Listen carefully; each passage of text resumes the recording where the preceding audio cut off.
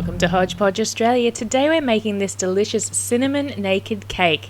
For this cake you will need butter, you need caster sugar, self-raising flour, plain flour, 2 eggs, some cinnamon, vanilla essence and milk. Let's get started! This is a really delicious cake, so you are going to want to do it. Make sure you cube and room temperature your butter. Pop that into a bowl with your caster sugar and your vanilla essence. Now all of the quantities can be found in the description box below, so don't worry. And now beat that until it is light and fluffy. Then add 1 egg, give it another really good beat. The last egg, give it another good beat.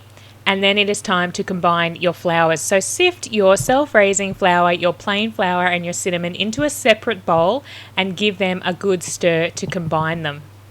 You will then take the time to add half of the flour mixture into your butter mixture.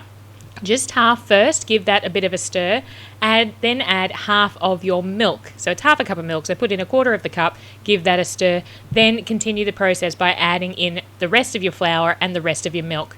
This just makes sure that you get a really good mixture, it all gets mixed through, it gets a really good stir by doing half at a time.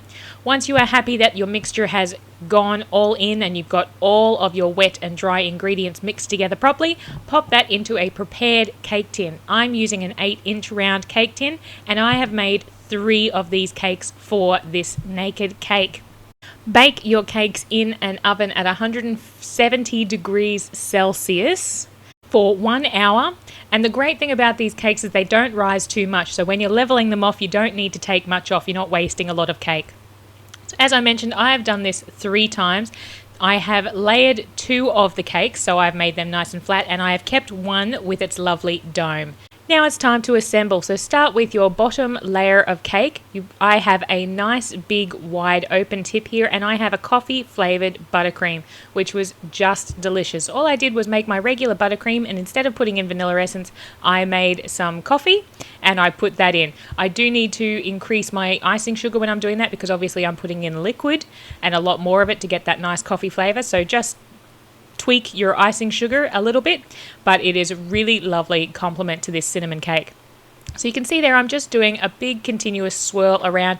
By using a piping bag and a big tip, you are guaranteed to get an even layer in the middle. So it's going to look lovely when you cut it. You're going to have a nice even layer of buttercream. Then it's time to put on our top layer, which as you can see there I haven't cut down, I haven't trimmed it. I want the nice bulge in the top. And then using a rose petal tip or a rose tip, I am going to do some buttercream rose swirls all the way around the outside on the top of the cake just to finish it off. So do that all the way around, starting on the side, overlapping those roses until you're happy with the complete coverage that you get on this cake. When you're doing buttercream rose swirls, you will always get a little bit of a gap unless you really overlap them. So any spots where you have just a little bit of cake showing, just put a couple of little stars in the middle.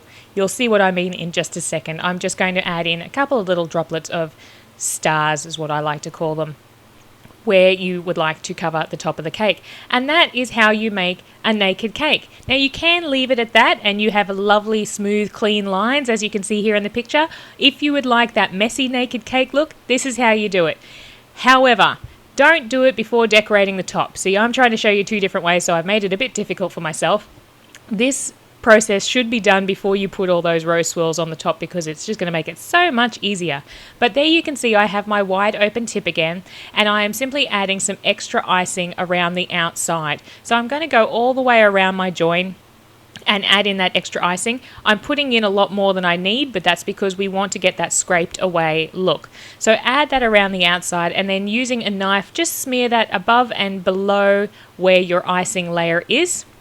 It's going to look messy. Don't worry about that. It's going to look messy. So just smooth that around as you can see that I'm doing there. And then once you have done that, you simply go back around and you scrape off the excess. So if you haven't decorated the top of your cake, you can use a cake scraper. You can use one of those lovely big offset spatulas to do this, which would make it so much easier because you don't have to worry about messing the top up.